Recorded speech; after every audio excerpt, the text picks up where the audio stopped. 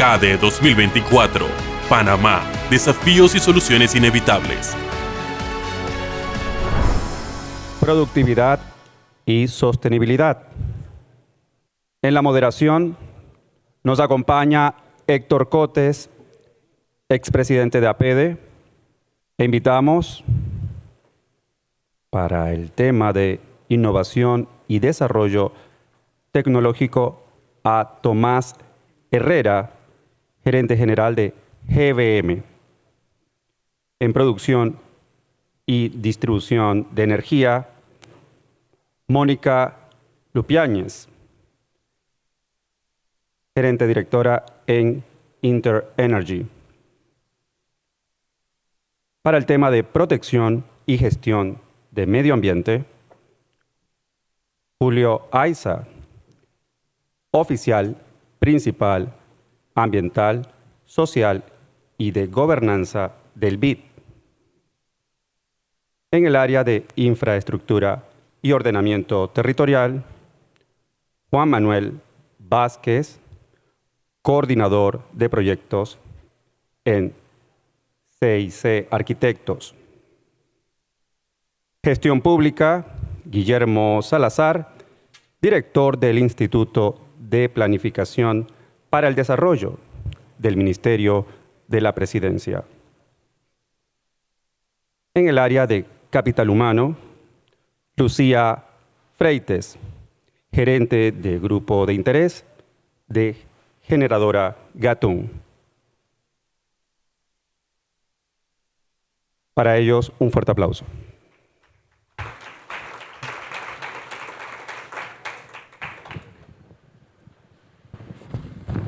Aló. Buenos días a todos. La verdad que ahora nos toca, después de las palabras de todos los que han antecedido, incluyendo el rector del OTP, creo que tenemos varios insumos para poder comentar. Este es el pilar número 2, que tiene que ver con productividad, con sostenibilidad, dentro de los 3 ejes que mencionó Felipe Ariel al principio. Y tenemos entonces ahora los pilares, cada uno representado aquí por un experto en la materia. Así que, a diferencia del panel anterior, que eran básicamente 3 ejes, aquí, para hacerlo más dinámico, lo que nos hemos puesto un poquito innovando casualmente es, vamos a hablar, cada uno habla 3 minutos, después hay preguntas interactivas, porque hay muchas cosas que son transversales, que se hablan, medio ambiente con energía, o capital humano con innovación, y vamos a estar haciendo preguntas de 2 en 2, y vamos a ir armando las distintas temáticas que han venido en el día de hoy, para que al final podamos tener una mejor concepción de lo que dice Visión País dentro del segundo pilar, ¿no? Entonces, ese es el ejercicio que vamos a tener ahora. Tenemos básicamente hasta las 12:45, quizás estemos un poquito antes. Por eso es que, para hacerlo más dinámico, vamos a hacer una presentación más corta cada uno y preguntas de 2 personas en 2 personas para poder hacerlo más interactivo. Y de nuevo, sabemos que somos los que los separamos entre ustedes, y el almuerzo somos nosotros, así que vamos a tratar de ponerlo divertido dentro de todo esto, ¿no? Así que, sin más, arrancamos con Tomás, el tema de innovación y desarrollo. Gracias, Héctor. Mira, en GBM de Panamá, nuestro negocio es tecnología. Y verdaderamente, leyendo el documento Visión 2050, en el área de innovación, verdaderamente ahí hay 3 objetivos estratégicos que para nosotros son claves. Uno es el desarrollo del talento. Y el profesor, el rector Aizprúa lo explicó muy bien. De nada nos sirve a nosotros como empresa captar a los graduandos si los graduandos no tienen los skills. Y de hecho, parte de lo que nosotros hemos hecho para ayudar al país es que hemos creado nuestra propia academia. Entonces, captamos a los muchachos, los entrenamos para que tengan esos skills que luego les permiten ya sea quedarse en GBM o moverse a otros lados. Asimismo, y hablando sobre ese tema del desarrollo de talento, yo participo en otros foros Y una de las cosas que nos hemos encontrado es que el marco legal de las universidades tiene que cambiar. El profesor lo dijo muy bien. Primero, hay un marco legal que los amarra mucho y segundo, no les permite verdaderamente desarrollar ese talento como se podría para responder a las necesidades actuales de las empresas.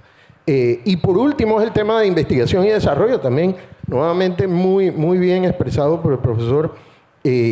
Sin investigación y desarrollo no se crea esa manera de pensar que va más allá de yo me memorizo y esta es la receta.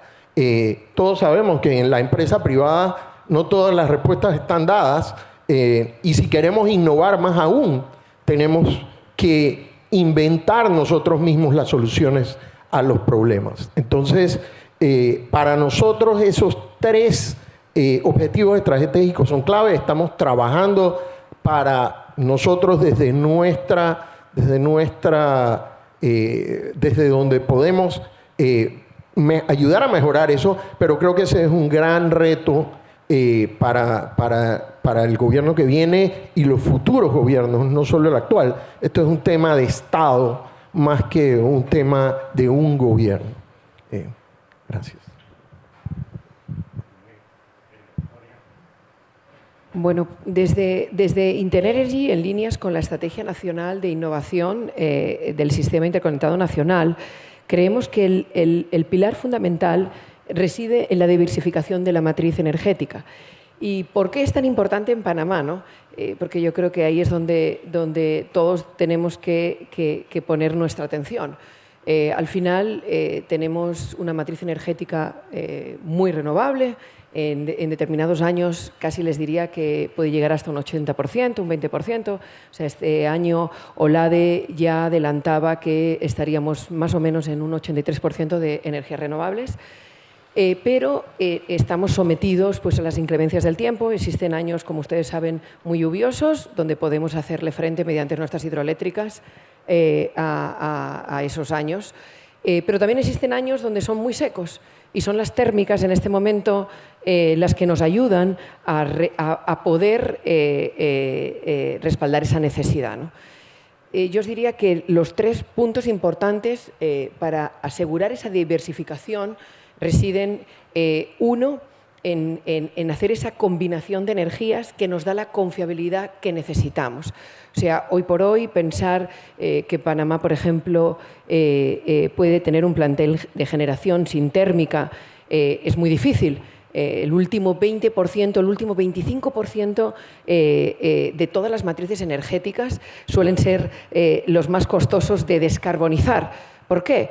Porque básicamente hoy tenemos que acompañarnos o esperar que las señales de precio y la tecnología exista para poder hacer esos cambios, ¿no? Podemos pensar en almacenamiento, pero hoy pensar en almacenamiento más de 4 horas significa encarecer el precio de la energía. No es lo que pretendemos. Entonces, todo esto se tiene que ocurrir en su debido momento. Entonces, ya Panamá, por ejemplo, hizo inversiones en térmicas con combustibles fósiles menos contaminantes, como puede ser el gas, y ha ido eliminando aquellas térmicas menos eficientes y con costes más elevados. O sea que ya ese primer paso lo hemos hecho. Esas térmicas, por ejemplo, en el futuro se pueden utilizar, digamos, con biocombustibles, como puede ser el amoníaco, el hidrógeno o cualquier otro biocombustible. Pero también es un momento de una señal de precio. Tenemos que esperar la señal de precio adecuada, ¿no? El segundo digamos, pilar pues, es el impulso, la innovación, el desarrollo tecnológico, la educación en el uso racional de la energía. La energía más barata es aquella que no es necesaria consumirla. Es como que tenemos que tratar de entender esa parte porque, por ejemplo, las empresas, ya sean comerciales o industriales, dentro de nuestra composición tarifaria, hay un componente muy particular que es, si tú consigues reducir tu demanda o tu pago por demanda, tu tarifa es muchísimo mejor, ¿no? Y por último, pues evidentemente la sostenibilidad hacia el lado ambiental, ¿no? Cuando estamos utilizando matrices energéticas principalmente renovables, estamos alineados con el cumplimiento del país que ha hecho a nivel internacional, por ejemplo, en tratar de cumplir la meta del ODS 7, ¿no? Entonces, yo os diría que eso sería como los principales pilares para conseguir esa diversificación en la matriz, ¿no? Bueno, gracias.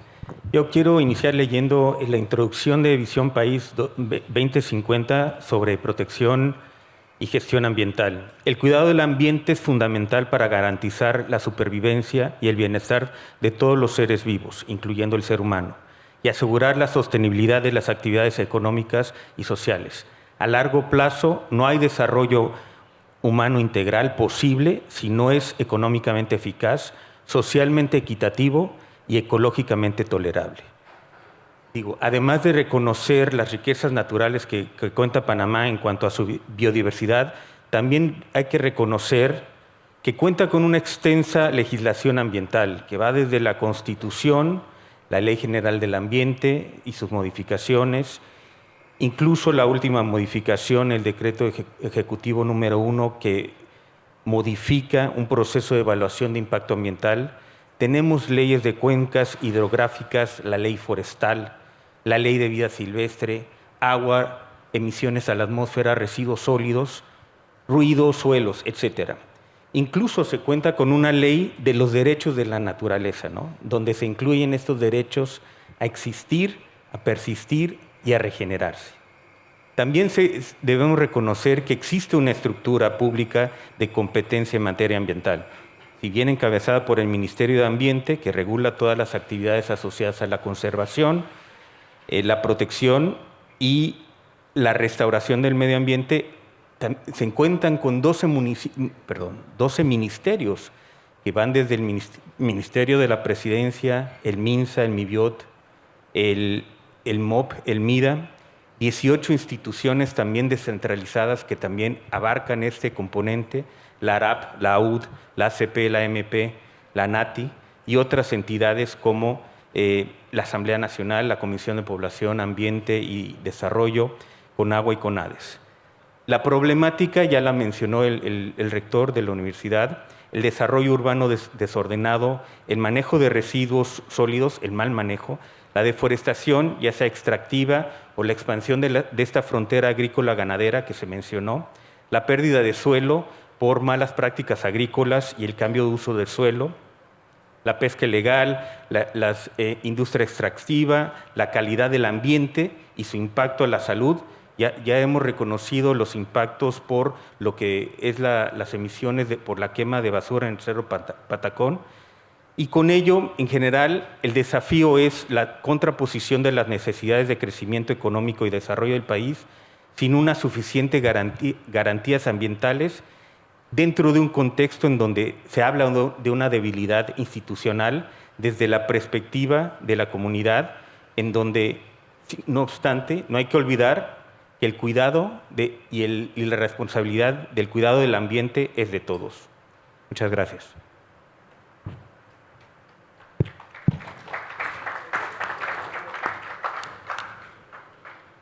Bueno, buenos días a todos, muchas gracias. A mí me toca hablar un poco o poner el dedo en la llaga sobre el tema de la infraestructura y el ordenamiento territorial. Y quiero poner en evidencia, vamos a de lo mundial a lo local, algunos datos, siendo que vivimos en el siglo de las ciudades. Para el 2050, el 70% de la población vivirá en ciudades. Y ello nos pone un reto por un tsunami poblacional que nos afecta a todos a nivel global. Voy a resumir en pocas palabras lo que decía Omar Aispurúa. Y tenemos un problema de escala, de velocidad y escasez. Y en palabras de Alejandro Aravena, Pritzker Price de la arquitectura, decía que ese reto, para poder resolverlo, tendríamos que hacer una ciudad de 1 millón de habitantes por semana con $10,000 por familia si queremos resolver este problema. O sea, el problema es de unas dimensiones descomunales. Si lo traemos a lo local, yo creo que la labor que viene haciendo la APD, Felipe Rodríguez hoy hizo una excelente presentación sobre todo lo que ha sido la visión del país 2050. Eso tiene que aterrizar necesariamente en que el Estado panameño contribuya a tomar estos retos y los adopte. Y voy a ser un poco más claro, más concreto en cómo podríamos hacerlo. Resulta ser que nosotros cada 5 años el gobierno tiene que trabajar un plan estratégico de gobierno con una serie de inversiones que tiene que poner a producir y sin embargo esos elementos no están anclados en una visión, un marco estratégico con un largo plazo, que es la visión que trae, por ejemplo, la empresa privada. Si nosotros no logramos vincular a las políticas nacionales estos planes y estas visiones, no vamos a ser capaces de poner adelante en estos planes los presupuestos nacionales. Y eso pasa por darle presupuestos a las instituciones para que se logre entonces poner en práctica todo esto que estamos hablando aquí. Sin esa posibilidad nos va a ser muy difícil poder llevar adelante en la práctica todo lo que estamos hablando. Es necesario vincular a nivel del Estado estas conversaciones que hoy día tenemos para que ellas realmente representen esa política a nivel del compromiso del Estado en los presupuestos nacionales y generales del Estado. Gracias.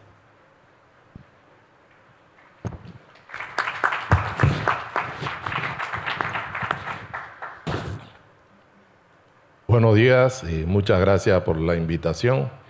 Me corresponde el tema de gestión pública. Pero fíjense, yo quisiera aprovechar la oportunidad porque ha habido un reclamo a nivel nacional de planificación y tenemos que rescatar la planificación. Tenemos que definir un objetivo nacional, pero ese objetivo nacional debe ser definido en conjunto. Yo quisiera rescatar una experiencia que tuvimos aquí en la República de Panamá con la provincia de Colón. En la provincia de Colón, antes de julio del 2022, habían protestas, habían cierres de calle, había interrupción de la actividad económica por los reclamos. Y se logró sentar a todos los sectores, el sector empresarial, que ya había trabajado una visión, con los sectores populares, que también tenían su visión, y por otro lado, el sector gubernamental y la academia. Y estos 4 sectores nos propusimos definir un objetivo estratégico para esa provincia.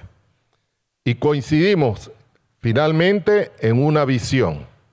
Luego, cada uno de estos sectores fue aportando su elemento para lograr llegar a esa visión estratégica. Acá se nos ha hablado, y yo estoy de acuerdo con ello, que como nación vamos a tener que definir un estilo de gobernanza. Y para ello, luego de definida esa visión de los elementos que debemos cumplir para que nos lleve a ese objetivo estratégico, hemos logrado concertar entre todos un marco legal, cuál es la creación de una corporación de desarrollo integral para la provincia de Colón. Así debe haber un desarrollo integral para el país a nivel general. Acá hay que aprovechar muchos recursos. El recurso humano es valioso, pero además los recursos hídricos, el recurso de nuestra capacidad potencial para producir bienes y servicios, atender la transferencia de tecnología, todos esos elementos son importantes. Pero debe estar enmarcado en esa visión y en ese plan estratégico que nos debe llevar a cumplir esos objetivos. Y yo comparto que debemos convocar a todos los sectores políticos y en general a que cumplamos ese marco estratégico que entre todos nos hayamos definido.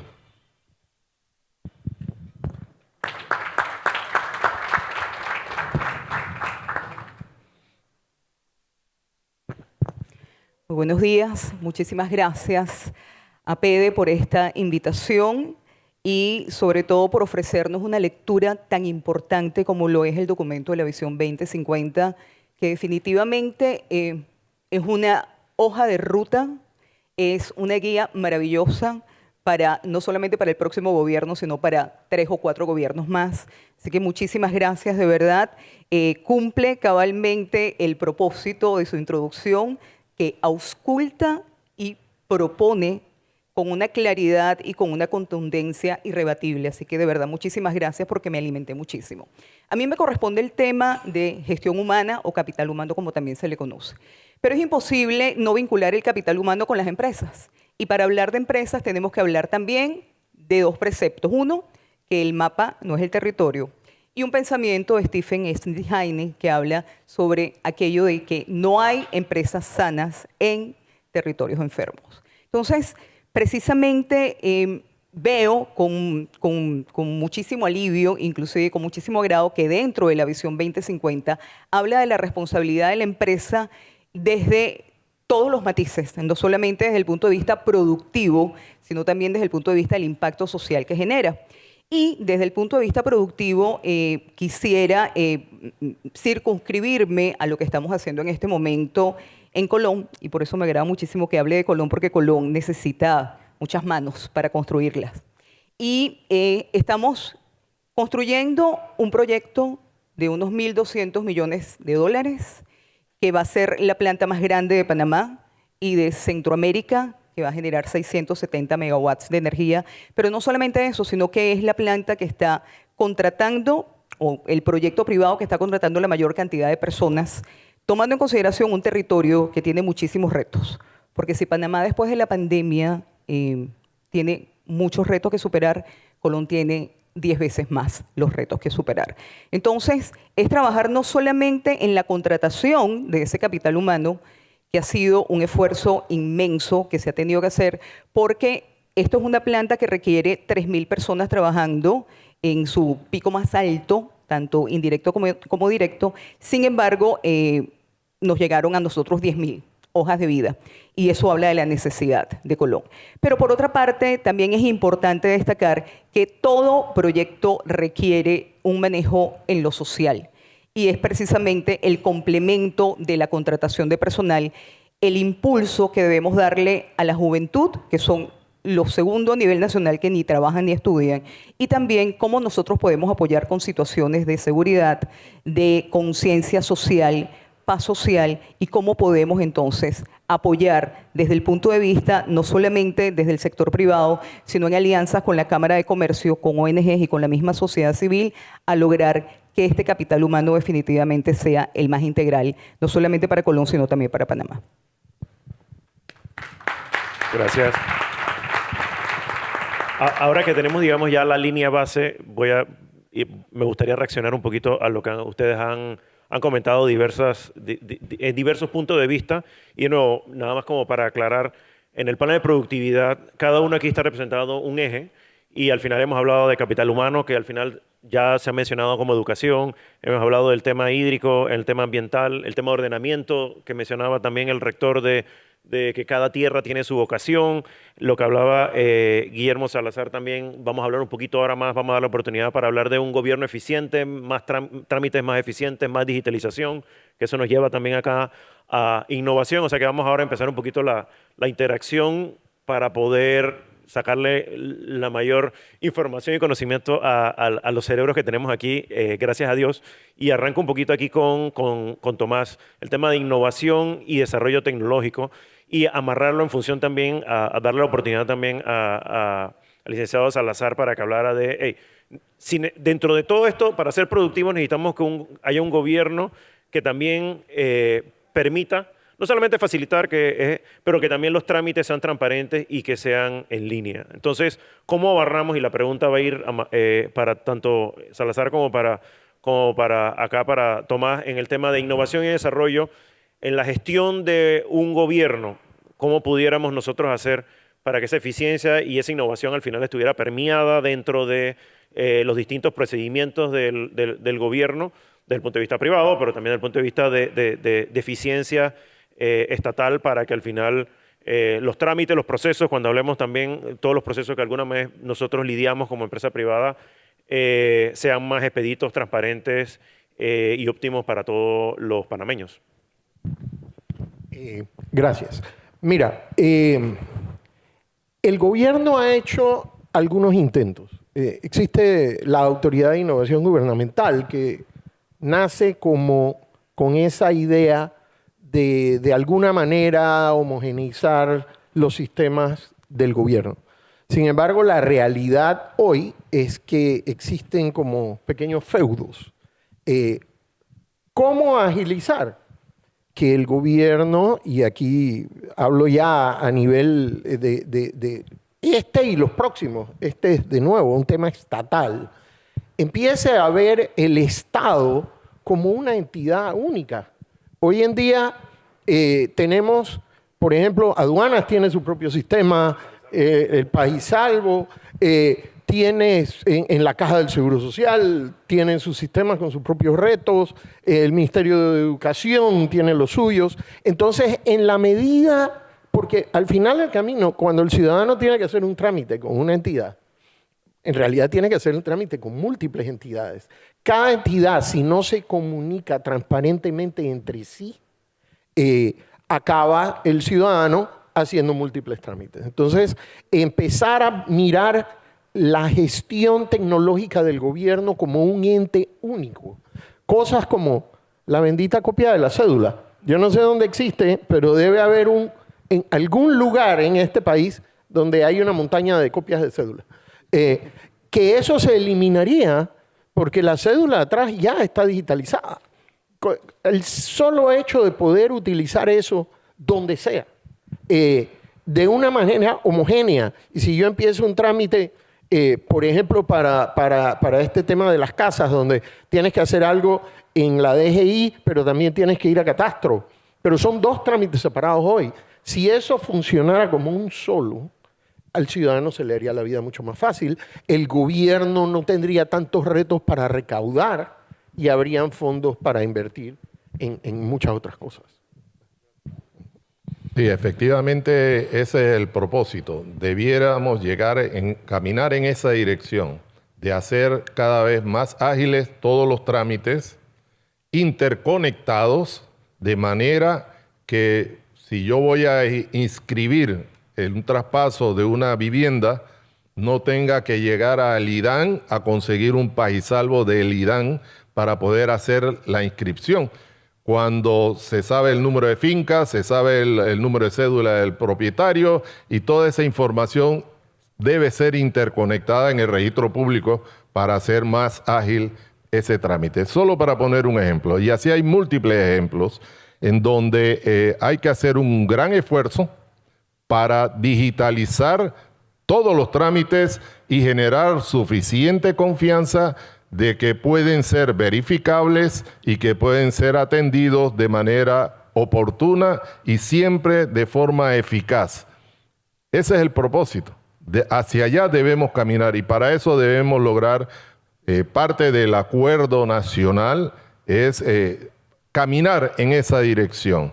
Y la AIG estuvo haciendo un gran esfuerzo, ha avanzado bastante, tuvo que dedicarse en una parte a tomar nuevas iniciativas frente a la pandemia que se nos presentó y surgieron ahí unos resultados muy positivos, pero tenemos que seguir en esa dirección.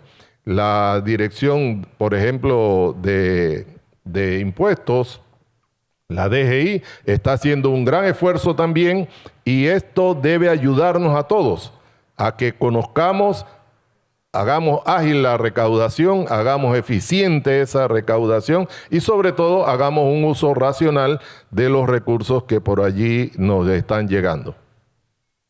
Muchas gracias. Obviamente me queda la duda si al final la agilización... No, mejor sigamos con la otra pregunta, porque yo creo que al final hay un tema de optimización del Estado que siempre se puede hacer mejor y en la medida que sea transparente, obviamente va a requerir menos recursos. Y quizá lo deje por ahí, que quizás tenemos que caminar en esa dirección, yo creo que es lo que es. Pero volviendo a un tema ahora, vamos a darle... Aquí es diverso y el reto aquí es que son temas bastante distintos. Hablemos un poquito de lo que hablaba el rector de la UTP, el recurso hídrico. Y ahí mi intención sería conversarle un poquito tanto a la parte de producción y distribución de energía que representa Mónica, como también Julio en el tema de medio ambiente. ¿Cómo hacemos ese balance en la transición energética que está en el documento de Visión País, que es necesario hacia el futuro en función de ese recurso hídrico, ese canal, todo el tema que hemos hablado de consumo, tráfico tránsito de buques, generación hídrica, y en el contexto de que la transición y el balance que tenemos que tener en ese uso renovable, ¿no? Al final, también pudiéramos hablar un poquito ahí, Mónica, si quisieras, aparte de la parte de transición energética, un poquito también de cómo eso impacta también la tarifa, si pudieras tocarlo en ese sentido. Pero si quieres empecemos, no sé, Julio primero y después Mónica después en función de cómo cuidamos este recurso hídrico que en Panamá es nuestro oro, casi que sí. Gracias. Yo lo voy a tocar desde el punto de vista de protección y gestión de recursos, ¿no?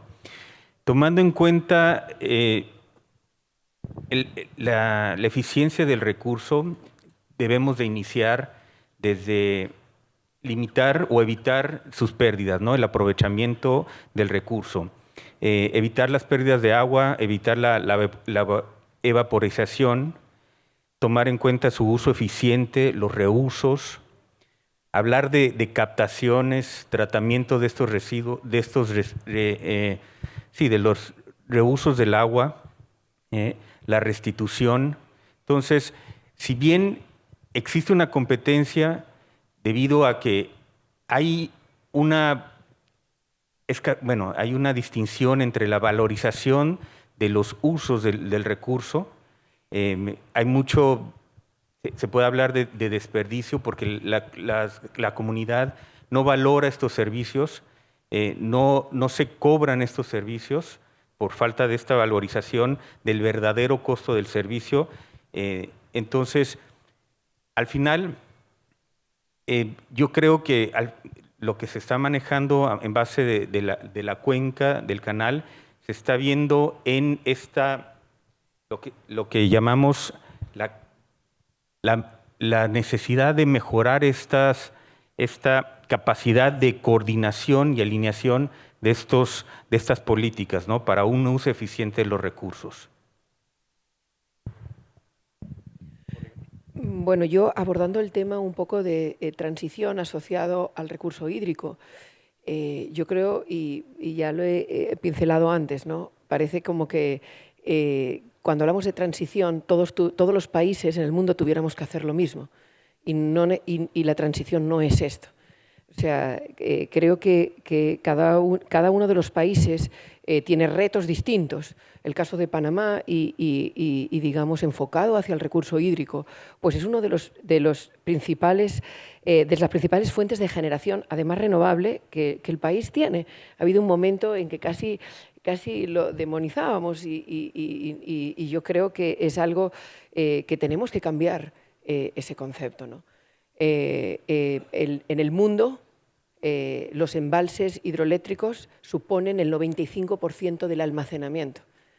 Entonces, muchos de ellos en este país están algunos amortizados, otros pudieran darse a lo mejor a apoyar al canal digamos, en ese mejor uso o en la necesidad que hoy el país tiene. Pero existen hidroeléctricas que, por ejemplo, y ya voy a tocar pues, lo que es el segundo tema, el tema de tarifa, y tocamos otro tema que todos los compañeros han abordado, que es planificación. básicamente, la tarifa eléctrica hoy, y perdonar que haga un poco de meterme ahí, es el 65% la compone los diferentes contratos que existen o que se han hecho a través de licitaciones y que las distribuidoras pues, tienen que comprar la energía o la potencia. Cuando hablamos de planificación, ¿qué necesitamos para que la tarifa eléctrica, por ejemplo, o sea estable o baje hacia futuro, ¿no?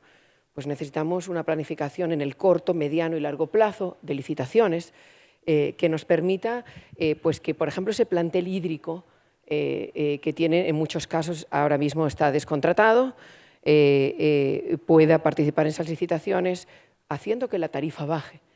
O sea, eso es una de las cosas que cuando nos preguntan, por ejemplo, cómo evitamos, ¿no? Esas subidas que en muchos otros países ha ocurrido y no necesariamente ha ocurrido en este país, ¿no? Y ahora, si quieres, voy a algún dato importante que el sector tiene, ¿no? Entonces, es esencial esa planificación. Acuérdese que todos los precios, o ese 65% de la tarifa, lo demás es transmisión, distribución y otros costes, ¿no? Pues ese 65% es en base a la generación que hoy tenemos. Tenemos un plantel de hidro muy grande en el país. Acordaros que, como os decía antes, 80% renovables. Entonces, simplemente lo que tenemos que hacer es tratar de entender que esa planificación nos lleva a que podamos pensar en una tarifa más competitiva. Y que además esa tarifa más competitiva también esa planificación, esas licitaciones dependen del crecimiento de demanda del país. O sea, tenemos que ser capaces de ponernos de acuerdo en cómo crece esa demanda, porque a la medida que seamos capaces de entender, estamos en un momento de crecimiento, después de la pandemia, llevamos tratando de recuperarnos esa parte. O sea, cuando nosotros planificamos adecuadamente, hay esas licitaciones de corto o licitaciones de largo, cubrimos esas necesidades que tiene la distribuidora para el cliente final, el usuario final. En este caso, pues también el crecimiento de la industria, ¿no? Yo creo que hay desde la ANPAC y de la Asociación de Generadores hicimos desde el año pasado un informe bastante interesante que se contrató a Mercados Energéticos, una consultoría internacional, donde le pedimos una comparativa de la tarifa. Señores, compárennos en la región, diferentes países, pero compárennos también en Europa. ¿Dónde se sitúa Panamá dentro de los precios de tarifa eléctrica y qué pudiéramos hacer, aparte de, evidentemente, tratar de mejorar el marco regulatorio para adaptarnos a las nuevas tecnologías, al almacenamiento, a muchos de los cambios que tenemos que tener una serie de previsión, movilidad eléctrica, ¿verdad? Y preparación para esa infraestructura. Bueno, ¿cómo está Panamá en relación a la tarifa? ¿No? Entonces, las primeras cosas sorprendentes, y el informe es muy reciente, que lo hemos recientemente actualizado, dice que la tarifa residencial comparada con El Salvador, Guatemala, Colombia, República Dominicana, UK y España, pues dice que la tarifa residencial en Panamá es la más económica de todos esos países que os he mencionado, ¿no? Nuestra tarifa, si os acordáis, tiene hasta 300 kilovatios, tiene subsidios.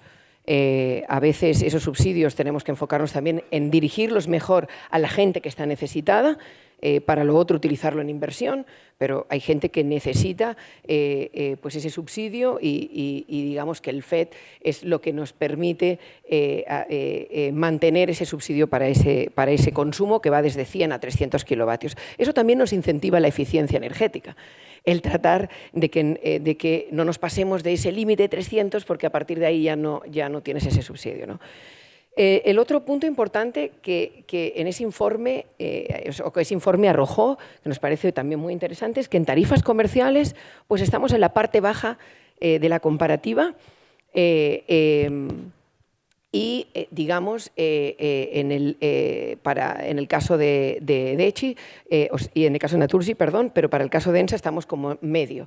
Y como saben, las tarifas comerciales nos vuelven a llevar al punto que necesitamos necesitamos tener una mayor eficiencia energética. ¿Por qué? Porque esas tarifas tienen un componente de demanda que, si somos capaces de bajar esa demanda en comerciales, o sea, en servicio comercial, podríamos tener una tarifa muy competitiva, de las tarifas más competitivas de la región. En el caso de la industria ya existe la posibilidad de comercializar energía a grandes clientes, o sea, hacer contratos donde uno pacta el precio directamente con el cliente, y en línea de lo que marcaba, yo creo, la visión país, de cada vez irnos más a ese prosumidor, que necesitamos esos cambios regulatorios, pero ya también hay una parte de del sistema regulatorio que lo permite y que nosotros podemos, los grandes clientes pueden, a partir de 100 kilovatios, contratar y negociar sus precios. Entonces, yo creo que este mito de la tarifa eléctrica llega un momento que es de una importancia prácticamente de todos, de básicamente entender esto, porque Panamá no tiene la tarifa más cara, ¿sabes? Entonces, esto me parece que ha sido algo que desde la ANPAC tenemos el reporte y, bueno, estamos en ese proceso de tratar de divulgar los resultados de esos reportes hechos por esta consultoría internacional. Y, por supuesto, de ahí se extrae, y vuelvo al punto inicial, planificación. O sea, los gobiernos necesitamos la digitalización, necesitamos ser capaces de que los procesos para obtener la permisología de los proyectos sean un tiempo corto, para podernos comprometer a estar a tiempo con esas licitaciones, pero necesitamos también que esas licitaciones se den, porque si no nos pasa lo del año pasado. O sea, las inclemencias del tiempo no las controlamos. Tuvimos un año muy seco, tuvimos una guerra internacional que hizo que los precios de los combustibles se dispararan. Las licitaciones de corto, tuvimos precios, digamos, en el oferente virtual, que es el formato que hoy Panamá tiene para el corto plazo, que fueron precios del oferente virtual, que al final limitaron la participación de los generadores, haciendo que algo natural que debía ocurrir, y es que todos estuviéramos contratados, no ocurría. Ahora tenemos una licitación de 500 megas, yo creo que la Secretaría anunciaba 120 empresas participando. Eso nos garantiza la competencia, nos garantiza que haya precios súper competitivos. Pensemos en los precios que están viendo en otros países, o sea, de energías renovables, de hidroeléctrica, de solar, de eólica. Son precios muy competitivos y que en algunos casos no tenemos esa dependencia de combustibles fósiles. Evidentemente, y lo hilo con la idea al principio, es que en estas matrices, o sea, y al menos en la de Panamá, me parece que hay cosas que tenemos resueltas, y vuelvo a la transición energética, ¿no? Que a lo mejor no tenemos que buscarnos esos problemas. O sea, hoy por hoy tenemos una matriz muy balanceada, muy equilibrada, y lo único que necesitamos es que las cosas se hagan a tiempo para que el usuario final no se vea impactado por esa circunstancia, ¿no? Gracias, Mónica. Me quedo con la palabra planificación y, de hecho, me sirve de puente para hablar un poquito. Voy a ir aquí yo tenía algunos apuntes, algunas notas del tema de ordenamiento territorial y la gestión pública. Siempre hablamos de coordinación y el Visión País habla de coordinación entre instituciones. Lo mencionó Julio en el tema ambiental, que hay 12, 13 organismos desde ACP y todo. Imaginémonos también ordenamiento territorial, que hay que pedirle permiso a los bomberos, al municipio, etcétera, etcétera, etcétera. Entonces, ahí la pregunta sería y quizá la reflexión, tanto para Juan Manuel como para el licenciado Salazar, es en ordenamiento territorial, ¿qué podemos hacer o qué debemos fortalecer de lo que se ha venido haciendo, cómo lo mejoramos? Y dos, al final, si las soluciones son más ventanillas únicas o simplemente es mejorar los procesos y quitar radicalmente los distintos pasos dentro de toda esta maraña de dificultades, si quisiéramos verlo de una manera. Bueno, el tema es largo, voy a tratar de hacerlo lo más corto posible, pero sí tengo que decir una cosa, lo decías tú hace un momento, el tema es tiempo. O sea, cuando nosotros, lo voy a traer como un ejemplo, en los años 80, la Agencia de Cooperación de Japón estableció un modelo de desarrollo para Panamá para facilitar toda la movilidad urbana en el área metropolitana. Eran 54 proyectos que incluían transporte, carreteras, semaforización, y tenía que estar listo para el año 2000. En el año 99 se empezaron a hacer 2 de los proyectos de esa época, que fueron el Corredor Norte y el Corredor Sur. Y en el año 2009 se empezó con el reordenamiento vial de la ciudad de Panamá, 5 proyectos que formaban un sistema y que trataban de darle orden a la ciudad. También se hablaba en esa época, cuando Japón lo implementaba como estudio, de transformar el sistema de buses y transformar la movilidad con un sistema robusto como era el metro. Eran 54 proyectos, creo que llevamos 10. ¿Cuántos nos faltan? Y estamos en el 2024. Eso es absurdo. Y por eso nosotros planteamos desde el 2019 a nivel gobierno que era importantísimo por ser transversal para todo el Estado el trabajo de una política nacional de ordenamiento territorial que involucra dentro de la misma una ley de ordenamiento territorial que no busca complejizar ni burocratizar más el proceso que ya hoy día existe. Cuando estudiábamos esto decíamos, los expertos que estaban acompañándonos con nosotros del Banco Interamericano de Desarrollo, decíamos que en Panamá existe un marco legal profuso, confuso y difuso. Tenemos una gran cantidad de leyes que todas se petardean unas a otras y lo que tenemos que hacer es quitarle grasa al sistema. Y la grasa del sistema se busca o pasa a través de una ley que simplifique el proceso y le quite las arandelas a las instituciones para que unas no le echen la culpa a las otras. Al final es lo que nos tiene empantanados. Los presupuestos nacionales, si no están vinculados con esta planificación a través de una ley que enforce a los organismos nacionales con la empresa privada a llevar adelante esta visión, va a ser imposible. Ayer hablaba Enrique García magistralmente sobre los ismos, los revisionismos. O sea, cada 5 años volvemos a trabajar sobre las mismas cosas cuando tenemos un problema legal, institucional y de gobernanza grave. Grave porque, por ejemplo, el Viceministerio de Ordenamiento Territorial no tiene la fuerza y la oportunidad para que a nivel institucional pueda llevar adelante que esos presupuestos se cumplan en una visión de marco estratégico que obligue u organice al Estado a que no existan planes de gobierno cada nueva administración, sino que exista una visión compartida que sea respetada y avalada por la empresa privada y cada 5 años revise qué es lo que nos toca en este quinquenio. Y cuando hablamos de ese tema, me iría a otro proceso que está en Panamá Oeste. Es llevar el desarrollo al sistema de ciudades que no son la ciudad central que conocemos. Hay 20.000 millones de obras de infraestructura que tienen que ser realizadas en los próximos 20 años. Tenemos suficientes planes de gobierno y obras para organizar este país, pero no nos hacen falta más estudios, nos hace falta ponerlos en práctica.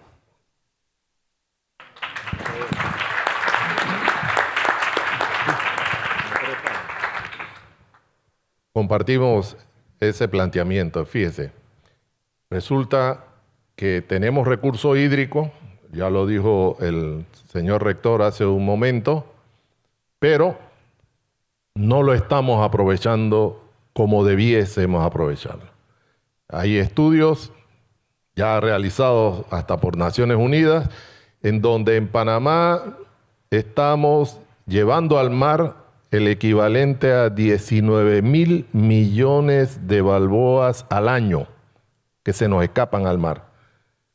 Y hubo, dice Mónica, hubo personas que decían no más embalses, no hagamos, cuando los embalses en la hidroeléctrica no están funcionando y deben funcionar como baterías, como las baterías, acumulando energía. Y durante el día debiésemos aprovechar lo que pasa todos los días por aquí y creo que va a seguir pasando, salvo que haya un eclipse como el del día de ayer, ¿verdad? El sol. Entonces, combinar esto y cuando uno ve el comportamiento de la demanda nacional de energía eléctrica, observa que los puntos más altos, 1 de la tarde o esta hora, cuando se encienden todos los aparatos de aire acondicionado y todo aquello. Y es cuando el sol está en su punto más alto también. Entonces, esto requiere, por supuesto, una planificación.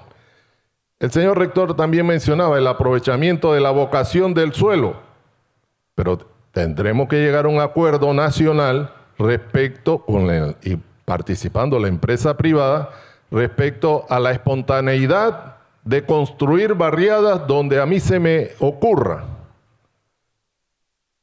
Y es un tema que nos exige entonces más distancias en tubería, en red vial, en distribución eléctrica, cuando podemos llegar a un acuerdo de verticalidad en el desarrollo de la vivienda. Esos elementos no están todavía en el tapete y deben ser parte de un acuerdo nacional.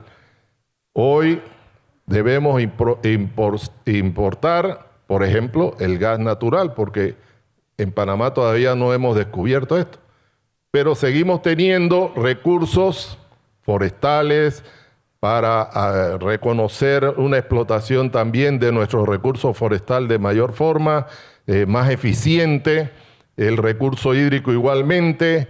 Nos llueve donde tal vez no lo necesitábamos, pero no nos llueve en el lago Gatún y entonces resulta que se nos está disminuyendo el calado en el lago Gatún y todos estos elementos al final deben ser conversados y llegado a un acuerdo nacional de aprovechamiento de nuestros recursos forestal, hídrico, solar, eólico y por supuesto también de la generación con gas cuando así lo requeramos. Muchas gracias. Ahora hablemos un poquito, creo que me falta nada más, creo que es Lucía, el tema de capital humano, educación, educación, educación. Y de nuevo agradecemos al rector porque nos hemos montado en casi toda la presentación de él. ¿Cómo trabajamos entonces empresa, academia, sector público, para poder trabajar en lo que necesitamos, ese capital humano que necesitamos para hacer los proyectos? También un poquito también acá en innovación, que nos comente también Tomás, para poder llegar a pensar en grande, como decía por aquí la gente de Franklin Covey. ¿Cómo trabajamos ese capital humano? ¿Cómo preparamos ese capital humano? ¿Cómo acercamos las empresas a la capacitación formal o no formal de las universidades o los centros de pensamiento? ¿Y cómo insertamos entonces también la innovación en el mismo? Sí, yo creo que nosotros tenemos que reivindicar el término inventar el agua tibia. Porque es que lo que hemos venido hablando consecutivamente acerca de todos los estudios que se han hecho y todos los diagnósticos nos arrojan que tenemos que trabajar en equipo y que definitivamente debemos aprender de la experiencia de los demás. Yo creo que un ejemplo muy loable ha sido la experiencia de Medellín, que antes era una ciudad inviable y ahora es el epicentro de la cuarta revolución industrial, pero eso lo logró porque es que se unieron varios sectores. De hecho, existe una experiencia que se llama Comité Universidad, Empresa, Estado, donde cada una de esas instituciones tienen un rol importantísimo y la empresa y la universidad se dan la cara. Aquí lamentablemente hemos visto que a veces están de espaldas tanto la empresa como la universidad. Entonces, la idea es proponer proyectos precisamente basándonos en este documento que nos los expresa de manera tan integral, proponer proyectos que lideren grupos que pudieran ser aglutinadores. Tenemos la experiencia aquí de Sumarse, por ejemplo, de la Ciudad del Saber, de COSPAE, de otras organizaciones que pudieran convocar precisamente una sede para que ese comité lleve las riendas de cómo debe mejorarse toda la parte de educación. Y hablando de educación formal y de educación no formal, ahorita los tiempos de formación, específicamente de habilidades tecnológicas, son cada vez más acelerados. Y a veces las universidades no se dan abasto para formar estos nuevos profesionales en materia tecnológica. A veces un ingeniero se toma 4 o 5 años, pero en este momento, en el espectro de la formación digital, apenas se está requiriendo no solamente ingenieros de sistemas, sino codificadores, programadores, desarrolladores, maquetadores, que les toman apenas 4 o 5 meses para formarse. Y esto es bien importante, porque si nosotros estamos o queremos, digamos, compensar la poca posibilidad que tienen los jóvenes de emplearse y lo difícil que a veces puede ser para jóvenes en situaciones de pobreza, en situaciones de necesidad, poder completar un periodo académico en 4 o 5 años, es importante pensar qué podemos hacer nosotros para trabajar de manera mancomunada en ofrecer a esta mano de obra precisamente la oportunidad de formarse en este tipo de habilidades desde una forma más rápida, más expedita, para lo cual también hay que crear ecosistemas para la retención de este personal, no solamente propiciar desde la academia o desde instituciones educativas la formación, sino también cómo hacemos para retenerlos, cómo los formamos, qué equipos van a tener, dónde los vamos a poner, cómo se transportan. Y eso es precisamente lo que puede hacer esta propuesta de formar un comité universidad, empresa, Estado para que pueda velar no solamente la empresa, la empleabilidad, la universidad de la formación, sino también la sociedad civil y el Estado en darle viabilidad a cada una de estas necesidades que cada día son más apremiantes en el mundo actual. Bueno, sí, y totalmente de acuerdo contigo. En adición a eso, y esto es importantísimo, en el área tecnológica los cambios se dan, y hablemos de ChatGPT. ChatGPT salió en el año 2022, noviembre del 2022, 3 meses después tenía 100 millones de usuarios. Entonces, los cambios se dan tan rápido y el marco regulatorio no le impide a las universidades cambiar sus pensums a la velocidad que va cambiando la cosa. Entonces, ¿cómo podemos nosotros mejorar esto? Bueno, en efecto, alianzas. Por ejemplo, nosotros, cosas que hemos hecho y tenemos alianzas con la UTP y con otras universidades para llevar el contenido que los fabricantes generan para educar a los muchachos y prepararlos desde ya en temas de inteligencia artificial, computación cuántica y todas estas otras cosas, telecomunicaciones, ciberseguridad, que tenemos un centro de ciberseguridad en la UTP. Pero eso, digamos, es un esfuerzo aislado. ¿Dónde debería venir el cambio? En un presupuesto de investigación y desarrollo asignado a las universidades, y no solo a las estatales, a las privadas también. En Estados Unidos nosotros vemos que las universidades grandes, Harvard, Princeton, MIT, aplican a grants para investigación y desarrollo. Entonces, eso es una de las cosas que en Panamá no existe.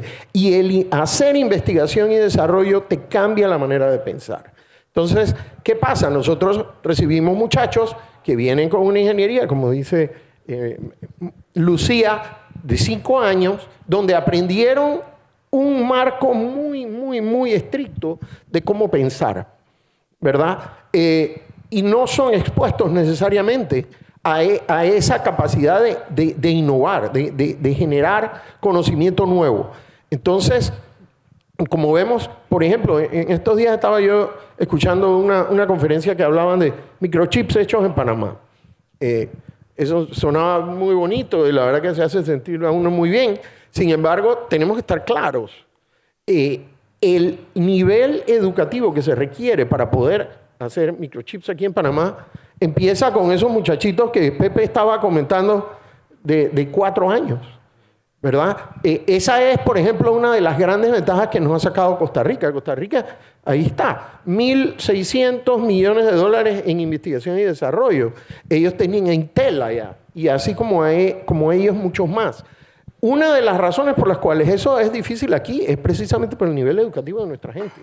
Si nosotros queremos elevar la capacidad de Panamá para ser un powerhouse en temas de tecnología, tenemos que empezar por lo básico y es la educación. Formar a los muchachos diferentes, invertir no solo en los planes educativos, investigación y desarrollo es clave. Las alianzas con las empresas, como la nuestra, como aquí tenemos en Panamá, Dell, tenemos a múltiples compañías que pueden aliarse con las universidades y hacer esa alianza que comentaba Lucía, de manera que podemos potenciar la capacidad de nuestros muchachos y que cuando salgan ya sean capaces de ser productivos. Lo que pasa hoy en día es que se crean paliativos donde los muchachos salen, los pasamos por una academia nuestra y otras compañías hacen lo mismo. Ellos, los que les va bien, se quedan y crecen. Los que no les va tan bien, quizás salen y van a otras empresas, pero al final del camino eso es un paliativo, eso no es. Esto es un tema estatal que tiene que venir desde cómo yo educo a ese niño en los valores y en la manera de pensar, tal cual comentaba Pepe, hasta que cuando llega a la universidad, cómo yo lo incentivo a no solo memorizarse la gramática de un lenguaje de programación, sino cómo yo hago un lenguaje de programación nuevo, cómo invento algo. Esa es, yo creo que verdaderamente la parte donde el trabajo se tiene que hacer y no es un trabajo de un gobierno, es un trabajo que como sociedad nos tenemos que plantear desde ya como una meta a muy largo plazo. Gracias, Tomás. Nosotros, antes de una última ronda para su cierre y comentarios, la verdad que me llevo, y estoy seguro que toda la audiencia se lleva al final muchas de las ideas que han mencionado, como planificación, leyes profusas, confusas, difusas, eso ya me quedó. Así que, y creo que al final parte de eso es la reflexión hacia interna y hacia afuera de si queremos ser productivos sosteniblemente, qué es lo que tenemos que hacer y es un camino por recorrer, ¿no? Esto es el momento, creo que hablamos de consenso, hablamos de un proceso donde tenemos que empezar nosotros y parte del esfuerzo que está haciendo aquí AP es ese, ¿no? De nosotros poner las primeras ideas que se van a ir perfeccionando y ir dando el primer paso, como alguien lo mencionó por ahí. Así que si quiere, empiezo ya ahora con Lucía para empezar así, si hay algunos comentarios finales y entonces ya ir cerrando el pilar número 2. Yo recuerdo hace aproximadamente unos 12 o 13 años, estaba en Sumarse, yo formé parte de Sumarse, y nos invitaron a deliberar acerca de la responsabilidad social y qué deberíamos estar haciendo nosotros. Y en ese momento estaba yo recién llegada prácticamente, tenía como 6 o 7 años llegada de Venezuela, y por supuesto uno viene ya como con esa sombra, con esa amenaza de ver cómo la democracia se nos puede ir de las manos de la manera más rápida, pero al mismo tiempo de la manera más descuidada de nuestra parte, si no la cuidamos. Y entonces, en aquel momento yo quise cerrar la actividad con una reflexión, y más que una reflexión es un parafraseo de un poema de Jorge Luis Borges que se llama A Buenos Aires. Y este poema y ese parafraseo habla acerca de o nos unimos en el amor o nos unirá el espanto. Yo creo que esta palestra que ofrece APEDE desde CADE y donde podemos nosotros deliberar de la forma como lo estamos haciendo, de la manera más libre, más democrática, más diversa, es una oportunidad maravillosa para mostrarnos lo afortunado que somos como país y todas las herramientas, a pesar de tantos retos que tenemos, todas las herramientas y todo el potencial que tenemos para seguir sacando a Panamá a flote, porque yo siempre he pensado que Panamá es como una especie de corcho, que todas las cosas pasan y sigue flotando. Y ojalá que definitivamente la mayor cantidad de personas pueda leer este documento maravilloso que es la Visión 2050, porque lo tiene todo. O sea, no hace falta que nadie se devane los sesos pensando en un plan de gobierno, en qué se debe hacer. Ahí está todo. Está absolutamente todo contenido desde el punto de vista de planificación, de ejecución, de alianzas, de actores, de sectores, etc. Entonces, el llamado es precisamente a ese, a unirnos, a trabajar en equipo, mientras tengamos mucho amor y ojalá nunca nos llegue el espanto. Hay que seguir con el amor. Sí, gracias. Fíjese, hay que concluir, a nuestro juicio, que este diálogo, este método de trabajo, de aportar, es lo que nos debe guiar a todos. Y yo quiero nada más referir un caso, seguimos hablando de Colón, cuando íbamos hacia la presidencia, porque el presidente iba a sancionar la ley que creaba la Corporación de Desarrollo de Colón, me decía el representante de los empresarios, Guillermo, yo no concebía anteriormente que pudiésemos caminar junto con estos otros señores que antes nos tiraban piedras, cerraban calles, prendían neumáticos, y hoy construimos una visión, construimos un plan y lo vamos a defender en conjunto. El sector gubernamental, la academia, con la participación de las universidades, el sector social en general y el sector empresarial. Ese es el propósito de nosotros, tratar de lograr ese acuerdo nacional que nos permita visualizar el largo plazo y resolver las diferencias que podamos tener, pero en la conversación, en el diálogo, en el trabajo cotidiano. Y yo creo que tenemos todas las potencialidades para hacerlo y lo vamos a hacer de manera de incorporar toda la sociedad en esa definición 2050, que ya no solamente es de APEDE y de la competitividad, del centro de competitividad, sino que debe ser producto del trabajo entre todos. Agregar algunos elementos, corregir otros, pero sí, siempre con esa visión del objetivo nacional.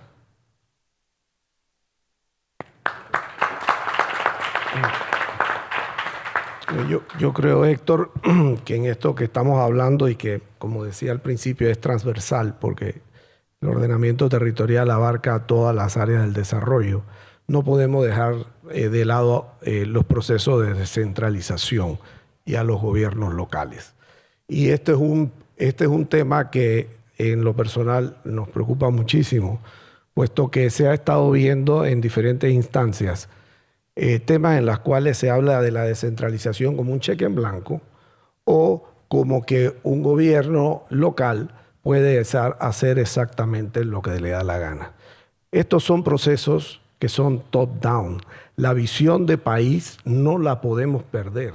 Y nosotros como gobierno lo que tenemos que dar es esa mirada para que esos gobiernos locales adopten con el traslado de competencias, con el traslado de recursos, pero muy guiados por un gobierno central que esté mirando cuáles son las obras que necesita el país para que la visión 2050 pueda ser rescatada desde abajo hacia arriba, entonces, pero que no sea que tengamos un país que está resquebrajado en 1001 gobiernos pequeños que no tienen esa visión común, que es la que nos da el objetivo final, que es la foto.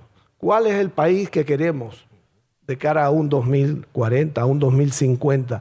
¿Qué es lo que queremos nosotros como nación? Probablemente si hubiéramos tenido nosotros ese marco estratégico, nosotros pudiéramos haber analizado muchos proyectos. A ver, ¿queremos minería? Bueno, sí, analicemos cómo va a ser ese proceso en un momento dado. Y si va a ser de esta manera. Y si no, lo descartamos. Vamos a querer que el transporte llegue hasta David de otra manera. Analicemos cuáles son los mecanismos que permiten, dentro de la visión país, que tengamos esos presupuestos que no son infinitos, que son presupuestos que cada día son más exiguos, para que cada una de esas obras esté fiscalizada por un gobierno central que junto con el sector privado uno de los documentos, uno de los temas, perdón, de los objetivos de la visión 2050 es enforzar un poco las asociaciones público-privadas. ¿Por qué a nivel institucional esas asociaciones público-privadas con la P del sector privado no son parte de esos mecanismos que adoptemos todos como país para que podamos llevar adelante la visión, pero con presupuestos? Mientras los presupuestos no estén anclados a los planes y los planes no formen parte del Sistema Nacional de Inversiones, esto sigue siendo una materia que no está definida a nivel institucional. Y esa institucionalidad puede ser verificada, revisada, para que un ente supraministerial con la fuerza necesaria pueda ayudar a llevarlos adelante con la realidad que esos presupuestos demandan. Yo creo que al final parte de todo lo que estamos conversando aquí debe entenderse que son procesos integrales en donde esos gobiernos locales necesitan todo el apoyo de nosotros en su momento del gobierno central para que verdaderamente sean una realidad y no pasen a ser descentralizaciones paralelas que no nos llevan a ninguna parte.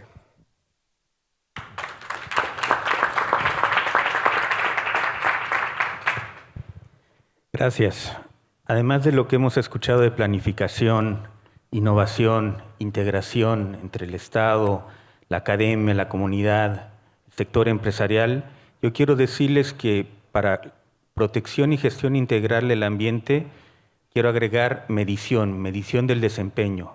Si no sistematizamos la información para llegar a tener credibilidad, si no medimos, no podemos controlar. Si no controlamos nuestro desempeño, no hay sostenibilidad.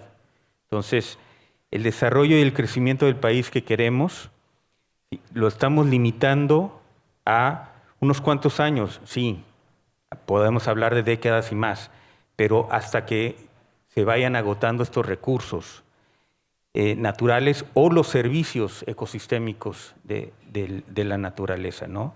¿Hasta cuándo vamos a tener agua limpia, aire limpio, lo que decía el rector, suelos fértiles, protección de rayos solares, etcétera? Hay que, y más aún, si aumentamos la gravedad que viene sobre el cambio climático y sus consecuencias.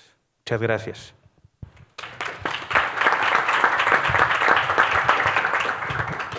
Bueno, yo recuperando la visión país y recuperando esa producción y distribución de energía, creo que en relación a energía, si algo se pudiera resumir, es que necesitamos una planificación estratégica, energética, para mí incluso por encima de gobierno. O sea, lo que no nos puede estar pasando constantemente son cambios de rumbos que nos llevan y nos separan de la necesidad real de las personas. O sea, cuando ahora tenemos un plan energético, ya también, y el problema es que cada vez que hay un gobierno trata de hacerse lo suyo o tratar de hacer esos cambios que al final nos llevan a que todo demore muchísimo más en ocurrir. Entonces, me parece que eso es algo esencial dentro de la planificación como punto en la parte de energía, ¿no? Y rescatando el hecho de que como empresa privada, y sobre todo incluso el sector de energía, ¿no? La empresa privada del sector de energía, yo creo que hemos suspendido en materia de habernos unido más a la universidad y ayudar a que, por ejemplo, las empresas dediquen también parte de formación o utilicen el canal de la universidad para formar gente con, digamos, con desempeños más parecidos a los que la universidad necesita, o sea, a los que la empresa necesita. Porque es como, y lo comentaba Lucía, ¿no? Que a veces esa necesidad de, mira, tenemos inserción de nuevas tecnologías, vamos a tener hidrógeno, tenemos temas de almacenamiento, tenemos muchos temas que deberíamos poder colaborar con la universidad para que los muchachos salgan con esa preparación mucho más amplia, ¿no? Y yo creo que esto nos está pasando en todo el mundo, no es solo en Panamá. Que cada vez es como que después de acabar la carrera se necesita hacer máster, se necesitan hacer certificaciones, se necesita prepararlos para algo mucho más concreto, que a lo mejor si tuviéramos una planificación con la universidad de ciertas áreas podríamos obtener mejores resultados incluso para la empresa pública, ¿no?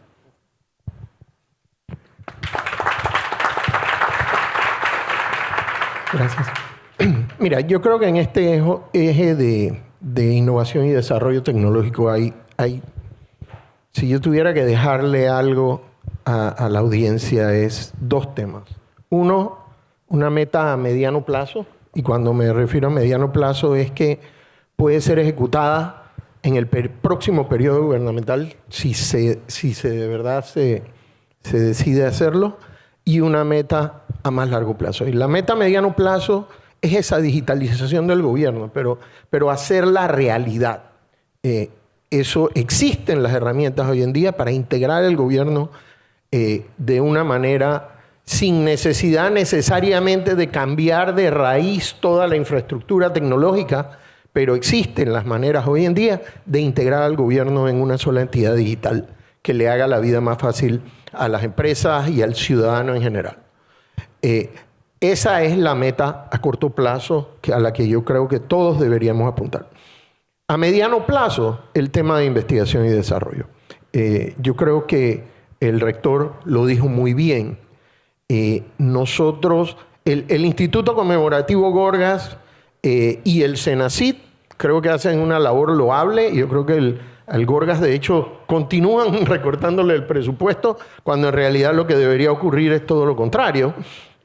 Pero en adición a eso, yo creo que el gobierno, así como tenemos el Fondo de Ahorro Panamá, que tiene sus retos, deberíamos tener un fondo de inversión en investigación y desarrollo, pero que no solo sea para las universidades estatales, que incentivar a que las universidades tengan ese motor y que eso crea academia. En muchas universidades, los profesores, como parte de su trabajo como profesor, es ser investigador y tener investigación original.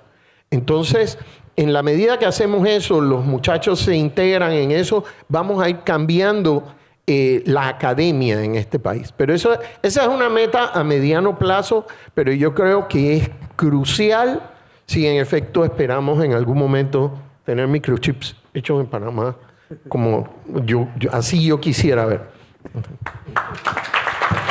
Oye, la verdad que muchas gracias a todos. La verdad que un panel espectacular. Les agradezco su tiempo.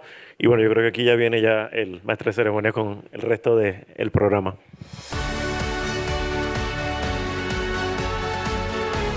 CADE 2024. Panamá. Desafíos y soluciones inevitables.